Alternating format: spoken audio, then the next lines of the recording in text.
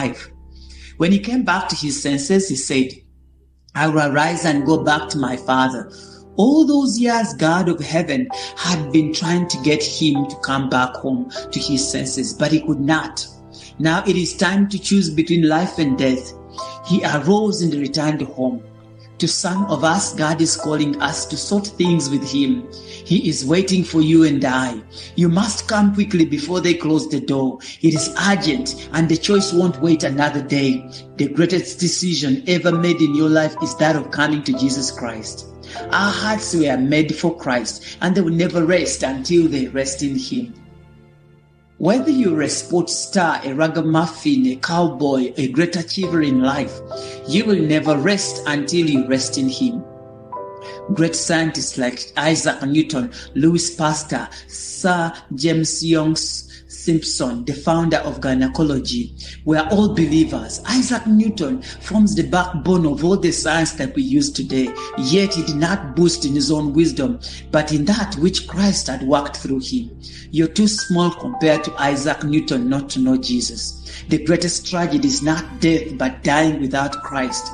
In a world far off where shadows stretch long, the prodigal son wandered where he didn't belong.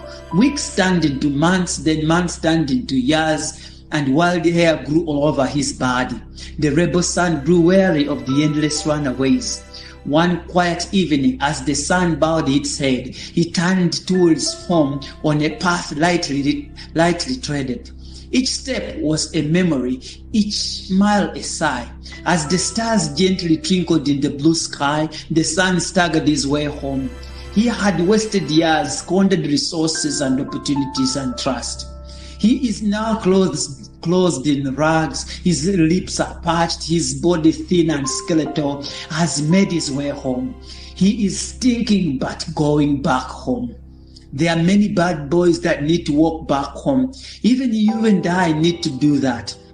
Walk back to God. No matter how bad your life has been, he is still waiting for your return. It's Billy Graham who stated, I'll never trade any moment of heaven for all the pleasures of this earth. When the son was a few meters away from home, the father saw him and ran towards him. The rebel son paused, his heart beating fast as the years of rebellion dissolved in his flowing tears. But he was finally getting home. With a deep trembling breath, he stepped into the open where his father saw him. Each step he took home, the father almost ran 7 steps towards him. That's how deeply the father loves each rebel son. He couldn't even listen to the son's speech of apology, but welcomed him in. In the place of rags, the father gave him a suit. In the burnt bare feet, he gave him shoes. Instead of demanding for the expenditures made, he threw a party for the son. For his son was lost and now is found. There is a great banquet in heaven when you and I make it back home to God. And God has been waiting for you, looking and longing to see you getting back home. Tonight could be the night that he could make a new turn from all the things you've been doing that have been keeping you busy and return back to the waiting Father who can't wait anymore and wants you to return back home.